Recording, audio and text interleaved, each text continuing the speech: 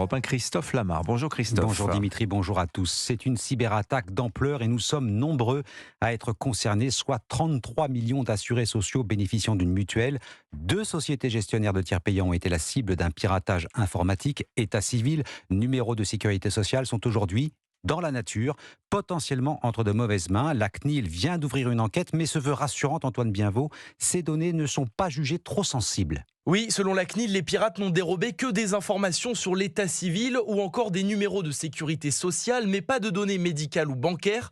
Le seul risque si vous avez été touché par ce vol de données est donc de recevoir un faux email dans les prochaines semaines, vous invitant à communiquer des informations supplémentaires, comme vos coordonnées bancaires par exemple. Mais attention, car ces messages frauduleux pourraient cette fois être plus vrais que nature, selon Jérôme Biwa, expert en cybersécurité au cabinet Wavestone. Les cybercriminels aiment beaucoup voler des données parce qu'ensuite ils peuvent créer des scénarios de fraude qui sont très crédibles. Si par exemple vous recevez un email où on vous met dedans votre numéro de sécurité sociale, vous allez vous dire « Ah ben c'est un vrai email, ça n'est pas un email frauduleux parce qu'il a beaucoup d'informations sur moi ». Si vous recevez un message de ce type, il faudra donc redoubler de vigilance. Notez par exemple que la sécurité sociale ne vous demandera jamais directement de communiquer vos coordonnées bancaires ou une quelconque information médicale. Antoine Bienvaux et la CNIL est formelle. Les complémentaires santé touchés vont se charger d'informer directement les personnes dont les données ont été volées. Son nom est associé aux attentats du 13 novembre 2015 à Paris et ceux de mars 2016 à Bruxelles. Salah Abdeslam a été transféré d'une prison belge vers une prison française. Il vient de passer sa première nuit dans la cellule de la prison de Réau en Seine-et-Marne. Salah Abdeslam purgera donc sa peine de perpétuité incompressible en France. Transfert qui fait réagir ses avocats belges. Il dénonce une violation de l'état de droit. Laura Van Lerberg, vous êtes la correspondante d'Europe 1 à Bruxelles. Quelles sont les explications de la justice belge ? Eh bien, le parquet fédéral justifie tout d'abord cette décision en rappelant le contexte de la présence de Salah Abdeslam sur le sol belge. Éric Van Duyst, porte-parole. C'est une convention qui a été signée au moment où la France a accepté de prêter, entre guillemets, Salah Abdeslam à la Belgique pour la durée du procès des attentats, voire d'un éventuel pourvoi en cassation, mais pas plus. Donc après le procès des attentats, la convention voulait que la Belgique restitue de nouveau, entre guillemets, Salah Abdeslam à la France. Ensuite, il y avait une décision de la Cour d'appel de Bruxelles qui suspendait temporairement tout retour de Salah Abdeslam en France, mais le parquet fédéral dit avoir trouvé la parade en évoquant une jurisprudence européenne. La procédure qu'ils ont entamée devant un tribunal civil est, selon une jurisprudence de la Cour européenne, inférieure au pouvoir d'un mandat d'arrêt européen. La France a émis un mandat d'arrêt européen. La procédure civile n'est pas suffisante pour résister à l'exécution de ce mandat d'arrêt européen. Conclusion du parquet sans titre légal autorisant sa détention en Belgique, Salah Abdeslam aurait pu être libéré. Des propos rejetés en bloc par la défense qui envisage de porter plainte. Laura Van Lerberg, correspondante d'Europe 1 à Bruxelles. Au Proche-Orient, l'armée israélienne doit préparer l'offensive sur Rafah dans le sud de Gaza.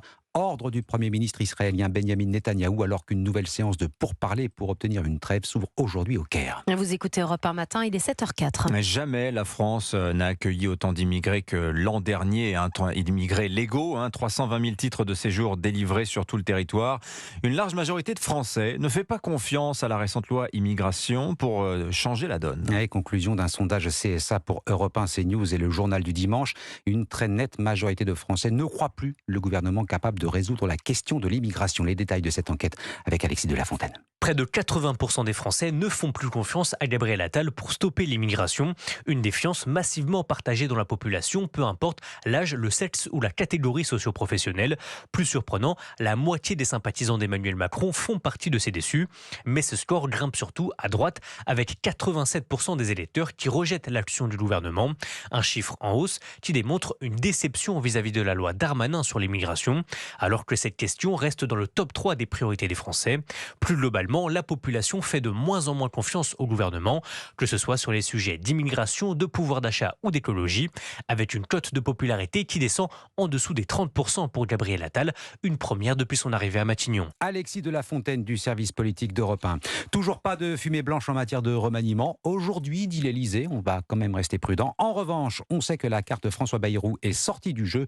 Le président du Modem refuse d'entrer au gouvernement gouvernement en raison, dit-il, de profonds désaccords sur la politique à suivre. Et c'est une information Europe 1, contrairement à ce qu'il prétend. Le ministère des Armées ne lui a jamais été proposé. Le plus grand massacre antisémite de notre siècle. Emmanuel Macron a employé des mots forts hier à l'occasion de l'hommage national aux victimes françaises du Hamas. Ce jour du 7 octobre, l'indicible a ressurgi des profondeurs de l'histoire, a notamment dit le chef de l'État, à allusion à l'extermination de 6 millions de juifs par les nazis. C'est dans ce contexte que des lycéens de Strasbourg ont visité le camp d'Auschwitz-Birkenau en Pologne, le plus grand camp d'extermination en Europe. Reportage Tatiana Gezelman, correspondante d'Europe 1 dans le Grand Est. Après avoir marché plus de 3 heures entre les anciens baraquements d'Auschwitz-Birkenau, Aurélia, 18 ans, se sent bouleversée. C'est pas facile de voir tout ce qui se passe et on l'a déjà vu en cours, mais maintenant de le voir avec les preuves, ça fait vraiment mal au cœur. Une peine partagée par Elliot, dont l'histoire familiale fait écho à celle des 6 millions de juifs tués durant le régime nazi. Lui s'inquiète d'ailleurs de voir ressurgir l'antisémitisme en France. Je trouve que c'est vachement important ce qu'on fait, surtout dans le contexte actuel, avec le conflit entre Palestine et Israël. Pendant la cérémonie, il disait nous la jeunesse, fallait qu'on évite de reproduire les erreurs du passé. Du coup, c'est important. D'autant que, selon le CRIF, 10% des actes antisémites interviennent en milieu scolaire et ils s'accentuent à chaque nouvelle crise, confirme Alain Cornel, professeur d'histoire-géographie. C'est quelque chose de récurrent. Il y a plusieurs fois où il y a eu des tensions comme ça plus vives. En cours, on peut les amener à réfléchir, à travailler sur les documents. Mais la visite ici, elle a un retentissement un peu plus important encore. Dès la rentrée prochaine, la région Grand Est va doubler le nombre d'élèves invités à se rendre sur le site d'Auschwitz-Birkenau. Un reportage au camp d'Auschwitz-Birkenau avec des lycéens strasbourgeois. Tatiana Gezelman, correspondante d'Europe 1 dans le Grand Est. Et cette fois, c'est pas des blagues. Le 15 de France a intérêt à gagner suite à sa déroute face à l'Irlande la semaine dernière. Et oui, deuxième match destination samedi. Les Bleus affronteront l'Écosse à Édimbourg. Cédric Chasseur, on attend la composition du 15 de France ce matin, 11h30. Les Français veulent laver l'affront irlandais. Oui, les Bleus veulent prouver que cet échec 38-14 contre l'Irlande n'était qu'un accident. Et afin que cela ne se reproduise plus, le staff leur a d'ailleurs concocté en début de semaine une séance vidéo plutôt percutante, un condensé des erreurs de chacun, décrypté sans langue de bois. Thomas Ramos, l'arrière du 15 de France. Il y a eu forcément des choses dites par les entraîneurs, mais forcément des vérités. Donc à partir du moment où c'est la vérité, je pense qu'un joueur de rugby, quand il sort du terrain, il sait s'il a fait un bon match ou pas. Quand il revoit son match, il le sait encore plus. L'occasion pour le staff de pointer du doigt ce qui n'allait pas, mais aussi pour les joueurs de se parler franchement. François Cros, le 3e ligne des Bleus. On a tiré les conclusions de ce premier match sur tous les secteurs qui ont été défaillants. Et on ne s'est pas caché derrière les excuses, derrière un carton ou des choses comme ça. Non, on a fait le choix d'assumer, de travailler ensemble. De toute façon, les Bleus n'ont pas vraiment le choix s'ils veulent éviter une 3e défaite de suite après l'Afrique du Sud en novembre et l'Irlande le week-end dernier, ce qui n'est jamais arrivé à Fabien Galtier en plus de 4 ans à la tête du 15 de France. Cédric Chasseur est bien vivement samedi. J'espère qu'effectivement ils tiendront leurs promesses. Merci beaucoup Christophe Lamar, c'était votre journal. Il est 7h09.